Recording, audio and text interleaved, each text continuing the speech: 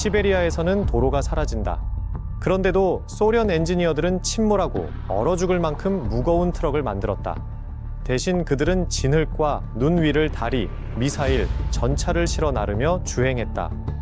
오늘 밤 우리는 러시아에서 가장 큰 군용 수송 차량들을 살펴보고 마지막 차량은 마치 공상 과학 영화에서 튀어나온 듯한 소리를 낸다. 크라즈 255. 냉전 당시 계획자들의 악몽은 하나였다. 지도가 도로라고 하지만 땅은 아니다라고 말할 때 무슨 일이 벌어지는가? 바로 그때 크라즈 255가 등장한다. 예쁘게 보이기 위해 설계된 게 아니다. 모든 것이 멈출 때도 계속 움직이도록 설계된 차량이었다. 키 크고 둔탁한 몸체 아래에는 14.9리터 V8 디젤 엔진이 자리해 240마력을 냈으며 속도가 아니라 토크에 맞춰 조율되었다. 이 차량은 곡사포를 견인하고 무거운 트레일러를 끌며 장거리를 모바일 다리 같은 장비를 실으며 무너지지 않도록 만들어졌다. 강화된 5단 수동 변속기, 영구 6x6 구동, 그리고 중장비 서스펜션이 진흙, 얼음, 부서진 바위 위에서도 안정성을 유지하게 했다. 그리고 가장 강력한 기능 중 하나는 커다란 타이어를 수동으로 공기압을 낮춰 진흙, 모래 또는 다져진 눈 위에서 더 나은 접지력을 발휘할 수 있게 만든 점이었다. 이 차량은 혹독한 지역 전역에서 부대와 공병 장비 수송에 활용됐으며 일부는 이후 모바일 레이더와 통신 플랫폼으로 개조되기도 했다. 냉전 수십 년이 지난 후에도 많은 차량들이 힘든 민간 작업에서 여전히 운행 중인데 그만큼 과잉 설계되었다는 증거다. 그리고 크라즈 255가 강인하게 느껴진다면 다음 트럭은 초강대국의 비밀을 운반하기 위해 만들어진 듯하다. 마즈 537. 크라즈 255가 강인한 싸움꾼이라면 마즈 537은 냉정이의 헤비급 체스피스다. 1950년대 후반에 제작되어 1959년에 본격 양산되었으며 명확한 임무가 하나 있었다. 소련이 보유한 가장 무겁고 전략적인 장비를 이동시키는 것. 단순한 화물이 아니었다. 이것은 핵 억제력과 연결된 장비였다. 동력은 38.8리터 피, 12디젤 엔진에서 나오는 525마력으로 탱크, 미사일 플랫폼, 50톤이 넘는 항공기 하중을 힘들어하지 않고 운반할 수 있는 토크를 자랑했다. 장시간 고부하 임무에 맞춰 제작된 4단 자동 변속기와 올휠 독립 서스펜션이 달린 전천후 8x8 구동은 진흙, 눈, 모래, 폭탄 구덩이 같은 지형에서도 균형을 유지할 수 있었다. 차량 자체도 9m가 넘는 길이와 21톤 무게를 자랑했다. 주요 임무는 R-14와 R-17 같은 이동식 탄도미사일 시스템 운송, T-72 전차 같은 중장비 견인, 손상된 항공기 견인과 주요 공병 부품 운반이었다. 체르노빌 사고 이후에는 마즈 537 개조 차량이 방사능 차폐 부품과 방사성 폐기물 용기 운송에도 사용되었는데 이 역시도 그만큼 견고하다고 평가받았기 때문이다. 다음으로 우리는 순수한 수송에서 벗어나 마치 비밀 연구소에서 탈출한 듯한 무언가를 만나게 된다. 지리 167. 모든 소련의 거대 차량이 미사일을 견인하거나 탱크를 끌기 위해 만들어진 것은 아니었다. 어떤 차량들은 전혀 다른 전쟁, 즉 지형 자체와의 전쟁을 위해 만들어졌다. 질 E167은 지도에서 빈 공간처럼 표시된 지역과 일반 바퀴가 제 기능을 하지 못하는 곳을 목표로 했다. 이를 위해 하나의 엔진에 의존하지 않았다. 두 개의 7리터 V8 가솔린 엔진을 함께 사용해 합산 360마력의 출력을 냈다. 아이디어는 간단했다. 더 많은 힘, 더 강한 접지력, 그리고 헬프가 며칠이나 떨어진 곳에서 고립될 가능성을 줄이는 것. 토크 중심의 기어비를 가진 수동 변속기는 저속에서 서서히 전진할 수 있게 도와주어 속도보다 제어가 더 중요할 때 효과적이었다. 6곱6 구동과 높게 설계된 서스펜션으로 1.5m 이상의 눈을 밀고 나갈 수 있었다. 그리고 거의 2m 높이의 타이어는 단순한 외관용이 아니었다. 부력 있는 프레임과 결합해 차량이 습지와 불안정한 얼어붙은 지면을 부분적으로 떠서 지나갈 수 있게 했다. 디자인도 비현실적이었는데 둥근 선, 중앙에 위치한 운전석, 작은 창문, 그리고 비밀 연구소에서 나온 기계처럼 보이게 하는 창백한 도장 덕분이었다. 시베리아와 북극을 위해 만들어졌으며 기지, 타워, 과학 임무에 필요한 장비를 운반했다. 소련의 달 탐사 구상에도 고려되었으나 대량 생산이 너무 복잡하다는 판단으로 채택되지 않았다. KJ-KT-7428 1990년대에 들어 러시아는 이전 소련 차량을 대체할 새로운 중장비 수송 차량이 필요했는데 미사일 발사기, 탱크, 전술 시스템을 안정적으로 운반할 수 있어야 했다. 해답은 KJ-KT-7428로 마치 트럭이라기보다 움직이는 기지 같은 기계였다. 심장은 46.2리터 V8 디젤 엔진으로 650마력을 냈으며 경사 및 고르지 않은 지면에서도 70톤 이상의 무게를 끌 수 있게 설계되었다. 동력은 유압 지원이 있는 8단 자동 변속기를 거쳐 전달되어 극한의 적재 하중에도 부드럽게 주행하며 흔들리거나 손상되는 것을 방지했다. 구동은 항상 8곱하기8이며 독립 코일 스프링 서스펜션과 안정발을 장착해 지형이 갑자기 변해도 차량을 안정적으로 유지했다. 타이어는 크기가 큰 것뿐만 아니라 똑똑했다. 중앙 압력 조절 시스템이 운전석 내부에서 조작 가능해 멈추지 않고도 접지력을 조절할 수 있었다. 외관상으로는 절대 놓칠 수 없는 11m가 넘는 길이에 도로 위를 달리는 기관차처럼 만들어졌다. BM-30 스멜치와 같은 중화기 시스템을 자주 이동시키고 외진 시설 사이에서 탱크와 건설 자재를 수송하며 엔지니어가 다리나 임시 활주로를 신속히 건설할 수 있도록 도왔다. 운전석은 최대 4명의 승무원이 탈 수 있으며 내비게이션, 통신 장비, 저강도 전투 지역용 경장갑도 갖추고 있었다. 시리아, 이란, 알제리 등지로 일부 수출되어 사막 열기에 맞게 개조되었으며 내구성과 고장률이 낮아 지금도 많은 차량이 운행 중이다. MAZ 7310 1970년대 소련 군대는 실용적이면서도 무시무시한 차체를 원했다. 미사일을 싣고 빠르게 이동할 수 있으며 혹독한 지상 조건도 견딜 수 있는 플랫폼이었다. 이 요구는 MAZ-73 침링을 탄생시켰는데 이는 마치 움직이는 기반과 같은 기계였다.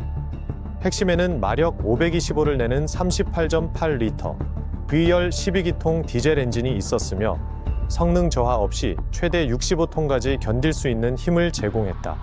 4단 자동 변속기가 동력을 부드럽게 전달했고 활륜우동으로 지형이 늪지대나 모래밭 혹은 얼음으로 변해도 견인력을 유지할 수 있었다. 서스펜션은 견고함을 위해 아입철사 스프링과 유압 쇼크 흡수 장치를 사용해 무거운 하중 아래서도 차체의 안정성을 유지했다.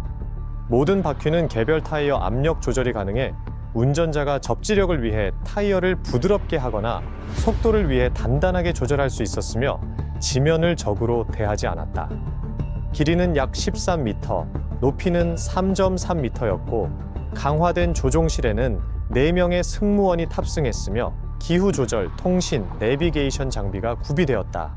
이 차량은 이동식 스커드비 미사일 발사대의 흔한 기반이 되었고 경전차, 레이더 장비, 이동식 지휘소를 운반하는 데도 활용됐다. 현재까지도 시베리아같이 원격지에서 일부가 운용되고 있다. 국해 714 소련 오카 1980년대 냉전 긴장은 누가 가장 큰 미사일을 갖고 있느냐뿐 아니라 누가 먼저 발사하고 아무도 방역하기 전에 사라질 수 있느냐에 관한 것이었다. 바로 그 이유로 소련은 9K7124 오카를 개발했다. 이는 속도, 정밀성, 기습에 적합한 이동식 미사일 시스템으로 재래식 또는 핵탄두를 장착할 수 있었다.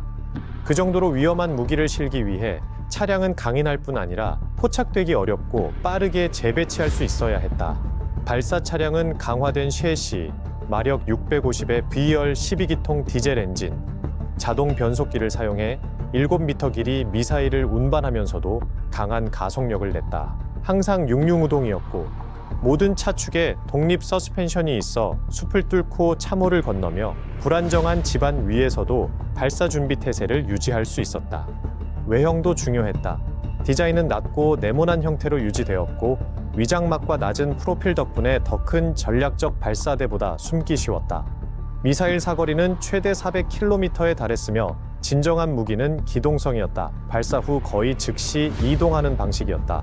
수년간 유럽에서 가장 심각한 이동식 위협 중 하나로 여겨졌으나 군축 합의에 따라 퇴역했다. 카마즈 7850 소련 시대 이후 러시아는 단순히 더 큰 수송 차량을 원하지 않았다. 현대 군사 교리에 맞춘 스마트한 플랫폼, 즉 선진 전자장비 탑재, 높은 적재 용량, 그리고 하나의 셰시가 다양한 전략 기계로 변할 수 있는 모듈식 유연성을 갖춘 차량을 원했다. 바로 그 점에서 카마즈 7850이 등장하며 이는 트럭이라기보다는 움직이는 무기 체계처럼 느껴진다.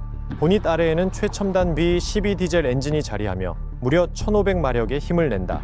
동력은 지능형 전자 관리 시스템이 탑재된 8단 자동 변속기를 통해 전달되어 토크를 최적화하고 풀 적재 상태의 장거리 임무 중 연료 소비를 줄이도록 설계되었다.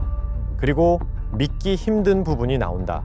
16대의 바퀴 모두에 동력이 전달되는 16대 16 구동 방식이다.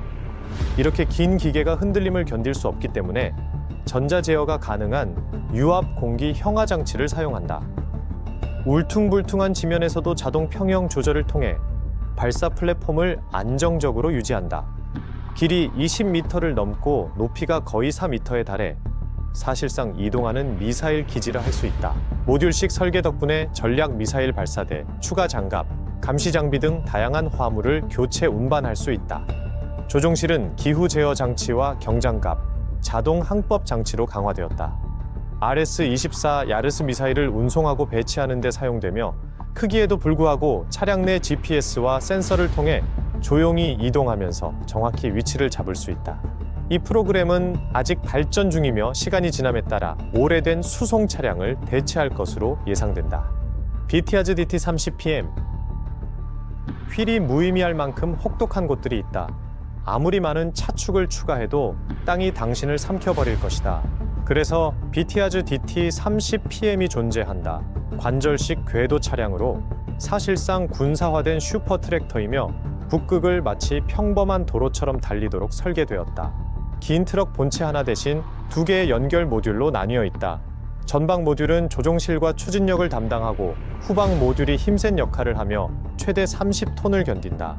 동력은 710마력을 내는 V12 디젤 엔진에서 오며 두 구간에 분배되어 차량이 부드러운 땅에 기관총처럼 꼬꾸라지지 않고 균형을 유지한다.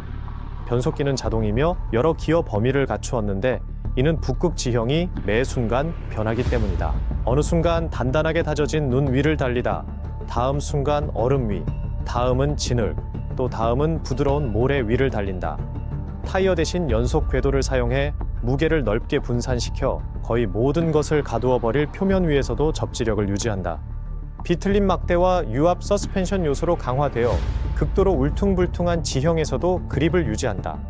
외관상 미래가 일찍 도착한 듯 보이는데 작은 창문이 있는 콤팩트하고 강화된 조종실이 두 번째 모듈과 연결되어 마치 관절식 열차 같으며 길이는 약 16m이다. 도장 색상은 북극 환경에 맞춰 흰색이나 위장색이 주로 사용되며 무기, 전자장비, 보급품을 외딴 연구기지로 운반하거나 거의 접근할 수 없는 지역에 통신탑을 설치하는 중대한 임무에 투입된다. 하지만 이 차량을 비현실적으로 만드는 세부 사항은 영하 50도 이하의 온도에서도 작동을 유지하고 얼어붙은 호수나 불안정한 지면 위에서도 안정성을 잃지 않는다는 점이다.